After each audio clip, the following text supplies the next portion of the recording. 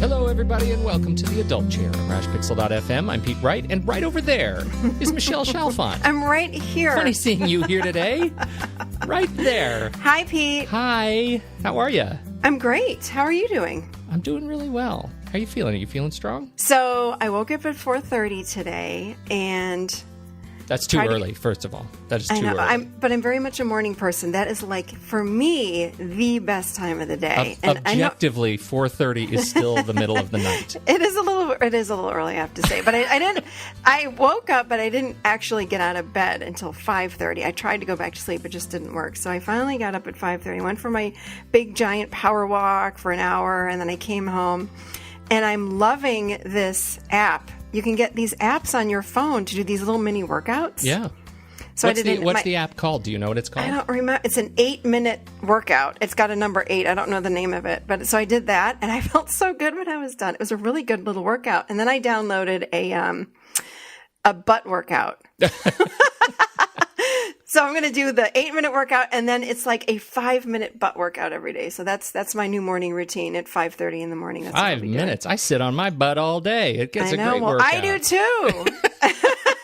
Actually, can I tell you how damaged I am around this? This is great. This clearly means I need work. So you remember how hard it was for me. I'm sure we've talked about on the podcast around, like, just getting up and exercising. And I was feeling so empowered that I got up and exercised. I learned to run and all that stuff. It was great. I actually, it turns out I enjoy running quite a bit, and I miss it when it's not around. And I never in a million years thought that I would have that experience.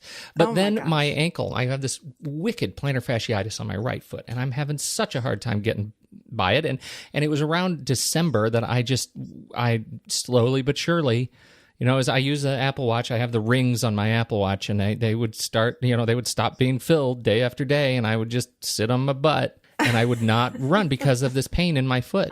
And I am so debilitated that this time my damage is going the other way. It's not, oh, I'm so hurt I can't work out. It's, I am going to do this, and I'm just going to choose not to feel it. Oh, no. So you're still pushing through. Yeah, I'm pushing through. So this is day 3. I feel like I got my day 3 chip, and I've gone on. I'm trying not to overdo it, just a couple of miles a day, not running, just walking, speed, kind of power walking, trying to build back up to my daily. I was doing 5-6 miles a day back in my I'm just trying to do it, and so far so middling to fair. Is that a thing? So far so fair? Yeah, that's so I'm good. But I've also committed to calling a physical therapist because I need somebody to help me through this. I know that I need to be on the other side of it.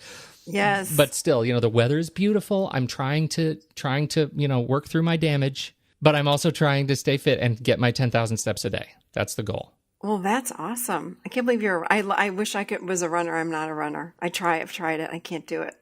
I just put on, I got the fancy headphones, the Bluetooth, like sporty headphones. Mm-hmm. And it just, just kind of the time just disappears. I really like it, especially early in the morning or late in the evening when it's nice and cool. Well, I'm glad for you. Well, it's not a butt workout, but it's something. It's not a 5-minute butt workout. The other thing I've been told is that I need to get into some Tai Chi or some Qigong, and that's something that'll be new to me. Yes, completely. So, definitely. Yeah, that's the next mountain to climb. We're talking about Goldilocks today, I think. This is the Goldilocks episode. I love it. But before we dig in to the Goldilocks episode, subscribe for free to this very show. If you're listening to it on the website, you can subscribe for free 2 ways. One, you can go to join our mailing list. That's a really easy way to do it. And we'll just send you an email every so often when a new episode goes live, and you'll be up to date there. Or you can find us anywhere the finest podcasts are served with a quick search for the Adult Chair in Google Play Store, in the iTunes podcast directory. You can even find us now, although behind. You can start to find us on YouTube. We've posted a couple of episodes on YouTube. If that is of use to people, if you like YouTube, we posted episodes 1 and 2 so far, and more to come. Slowly but surely, we're going to build that catalog back up. Let us know if that is of use. If you'd like to listen to the show on YouTube, we'll keep posting them there. If it's something you don't really care about, I guess we'll know because no one will watch it. And then we'll stop doing it. So there we go. We'd love to hear from you. We'll figure it out. We will figure it out. Okay, so I call this Goldilocks because of your show title. You've already named the show, Who's in My Adolescent Chair? And I laughed so hard at that. Who ate my porridge? Right? There's the child chair and there's the adult chair, but who's in the adolescent chair? Yeah. Where did this come from? Because, again, when I work with clients, sometimes we get so confused over the fact that if I'm an adult, if I'm not a child anymore and I'm in my 30s, 20s, 30s, 40s, 50s, 60s, how is it that I'm still sitting in my adolescent chair? I'm confused. I don't understand. I don't understand how I can be an adolescent and in an adult body at the same time. So that's number one. Have you met Congress? All those guys wear suits, but they're not even in the adult chair. No, definitely not. So I wanted to start out with that perspective, but also, we really, it helps us to learn how to, again, for me, the ultimate goal is getting to know all of ourselves, which leads to self-love. And we do that when we learn who is in all of our chairs. And that adolescent chair has a lot of personas that sit in it. It's not just one part. It's a lot of different voices and faces that sit in that chair. So, okay. So this is sort of a clarification conversation, I think, right? Yes, this is just, let's take a step back and see what we need to do to separate chronological age from chair age. Right. Okay. Right. Of course, child chair, 0 to 6 years old. That's typically, those are the ages. That's the age for the child chair. And then the adolescent is when the ego develops. It's, the other thing we can think about is this mammalian brain. We go from the reptilian to the mammalian brain around the age of 7-ish. Mm-hmm. When the ego drops, all of these things start happening. And from the age of 7 to 25 really is when we are in this adolescent phase of our development. And while we're in there, we learn how to keep ourselves alive. Remember, this is also the seat of the survivor. It's here to keep us alive. It's based in fear. This chair, at the base of this chair is fear. So, and think about it like this. This part of the brain is 150,000 years old. Mm-hmm.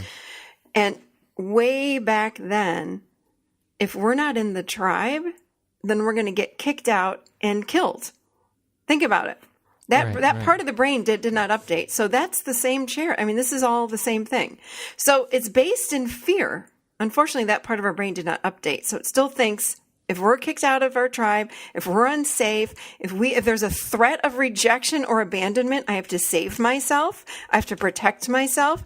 I have to make sure everyone's okay. I have to make sure I'm okay.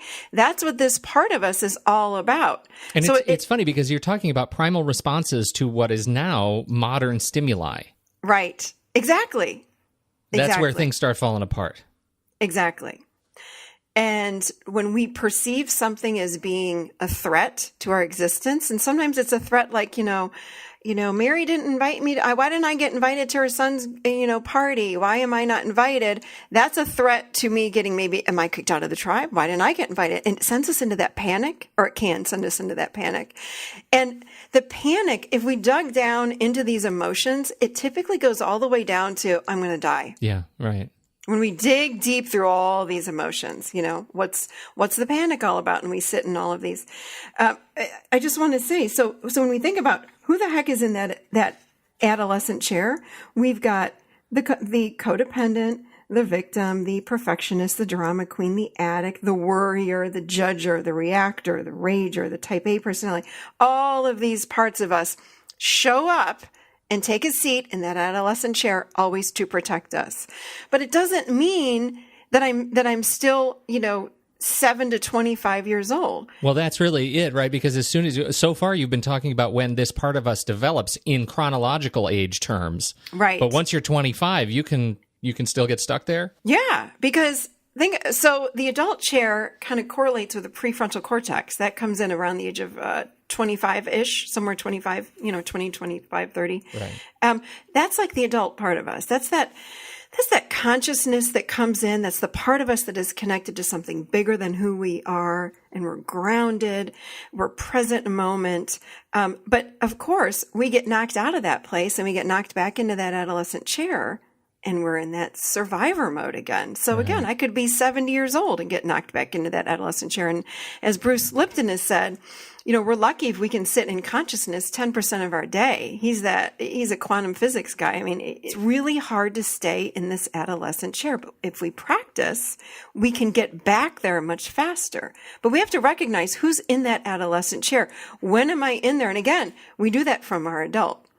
So if I'm in this worrier place, let's say, or I'm in my codependent chair or my victim, we want to, before we slide, and first of all, something happens in our environment, and then we react right away, or we pause and we figure out what's true, and we become the observer. That's staying in our adult chair. But when I just react right away, and I lose myself, I slip into that dream state, or I'm unconscious and I'm reacting. And again, it's that part of the brain that says, I got to keep you alive. Yeah, right. So it's important that we slow ourselves down and learn how to stay present. Doing the belly breath gets us right back in our adult. It relaxes the body. When I'm in that adolescent chair and I'm in this reactive mode and I'm really in fear, we're in that sympathetic nervous system is activated in the whole body.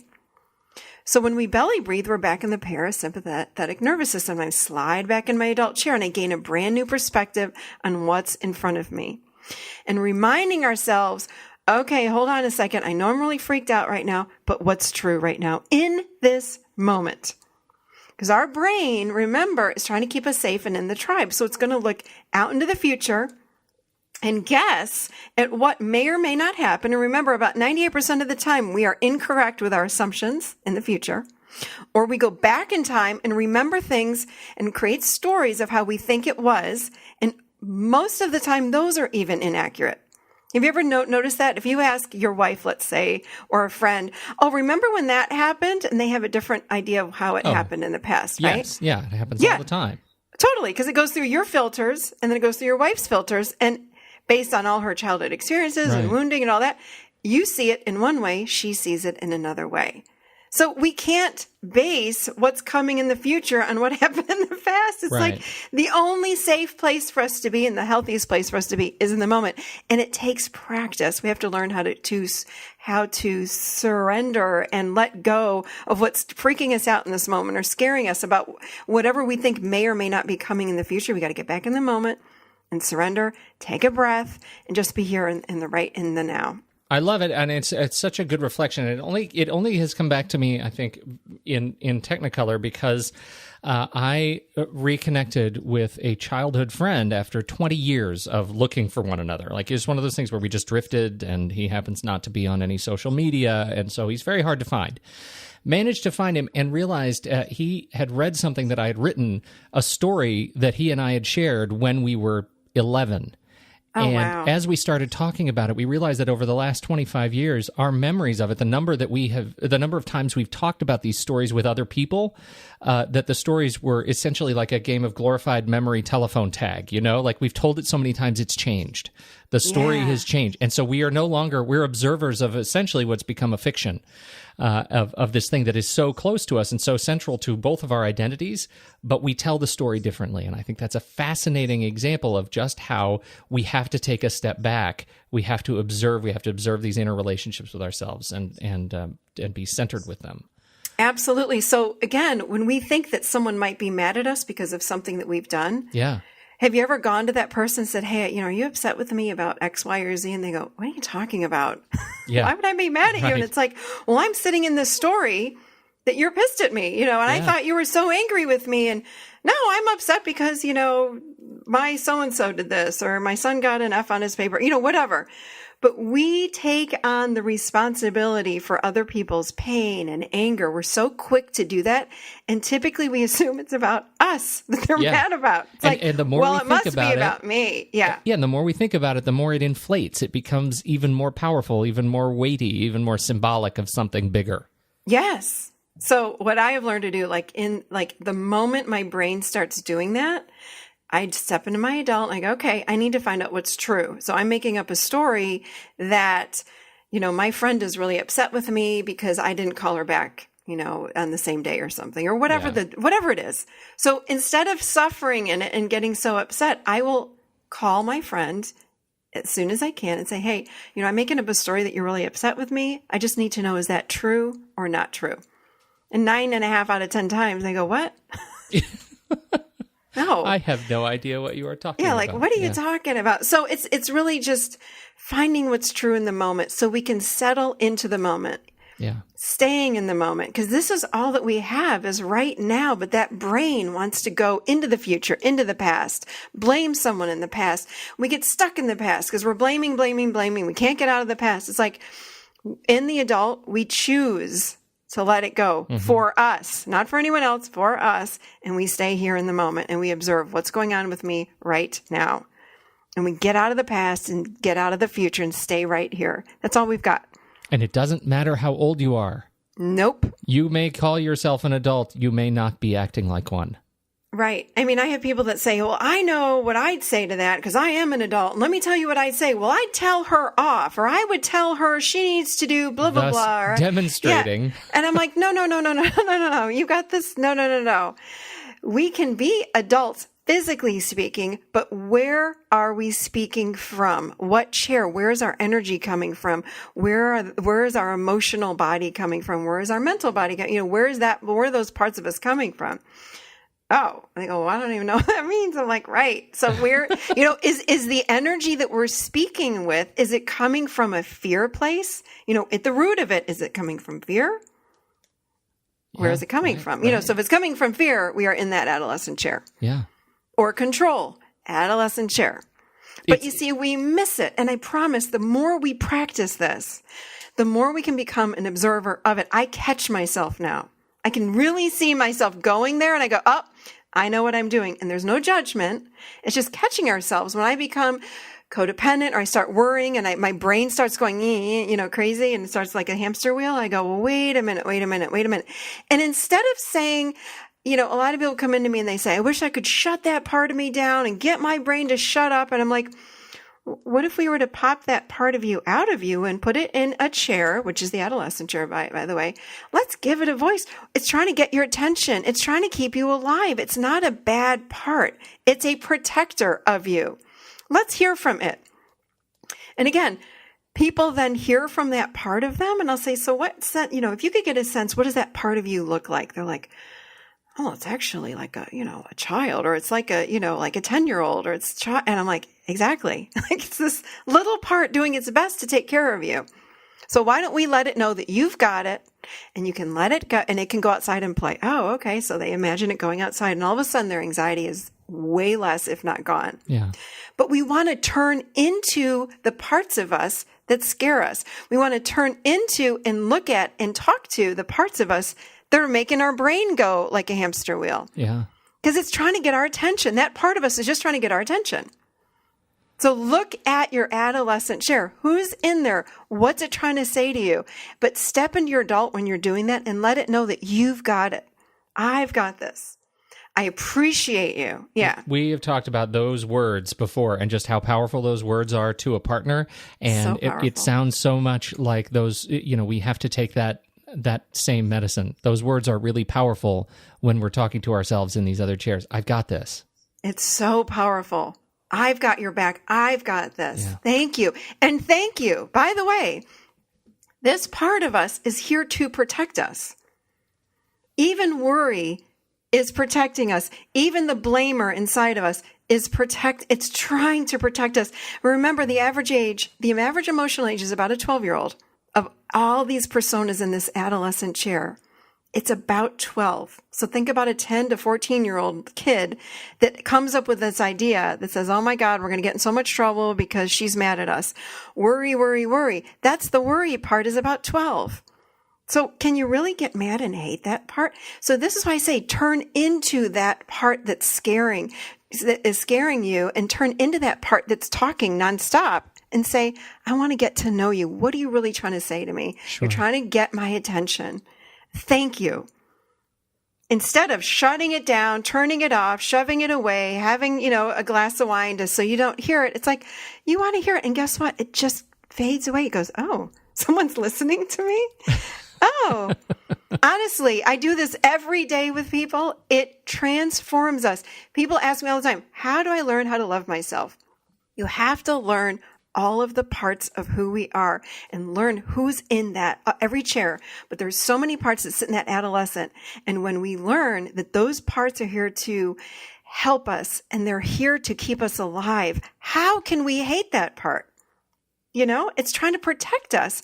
Suddenly we have compassion, like, oh, I had no idea. Well, see, what chair is the hate coming from? Seems like it's just self-loathing, right? Because that same sort of judgment and is coming from the same seat. Well, there's hate that comes from the child, which is this authentic hate. Okay.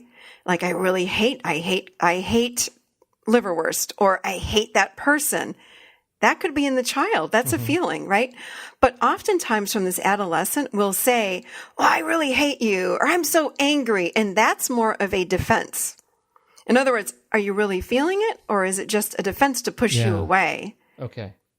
So it can come from both chairs. But I feel like that's kind of important to know too, right? Well, and where do you feel it in your body? I'm always having people redirect. Where do you feel it in your body? Tune into your body. Be with that feeling in your body and watch. It will start to move when you breathe and pay attention to it. It's like we shine a flashlight on it. And it's like, oh, I see you now. It's like, okay, I'm going to be with you, but talk to me. I want to hear from you. You know, if there's a part of you that hates you, pop it out and put it right in front of you and talk to it. I think I've said this before. I'll say it again. I have popped parts of me out that look like, head spinning around, screaming and crying, so freaking angry at, I don't remember exactly what, but I've had certainly moments like that, and I've popped those parts of me out. It's magical. This could be a whole other podcast.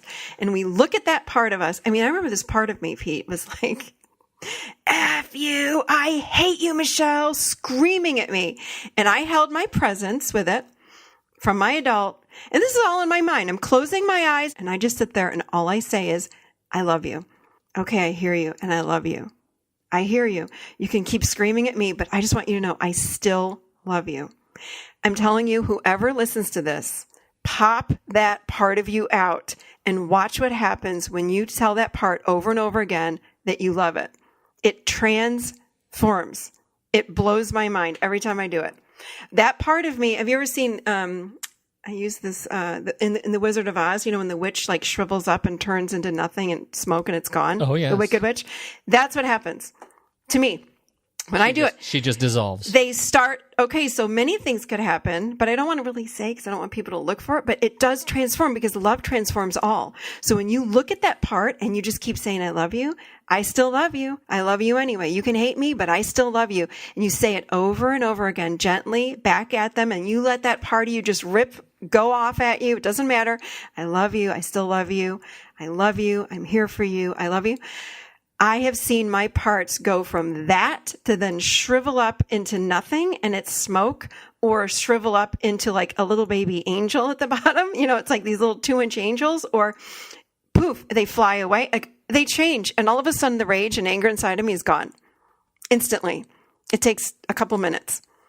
That's fantastic. It's awesome. It's looking for love. Yeah. Every part of us is looking for love. Looking for love and realizing that it's actually inside you already. It is. And those parts feel like they've been rejected and they don't like it. So yes, when we feel rejected or abandoned, we want back in. So we hate other people. We hate ourselves. We all of these things. It's like when we start loving those parts, it is magical. This is a spiritual approach. Again, not a linear approach. So when we do these kinds of things, it changes us on the inside in ways that I can't even speak of because it's different for every single person, but it changes us. It helps us to love ourselves. I promise. That's a perfect way, I think, to end this little reset Goldilocks episode. Yeah, truly. I am putting in the show notes, I'm putting another link back to the belly breath. It seems like that is an important resource we keep calling back to. The belly breath video over on YouTube, you will find it. In addition to some new meditations, please check those out. We would love to get your feedback on those. Are they working for you? And please share. Thank you so much in advance for sharing. Any other news or updates for folks before we wrap it up, Michelle? I just want to say thank you to everybody. I have been getting a lot of emails from people and a lot of interaction on the Facebook fan page. And that is so exciting. And keep the emails coming.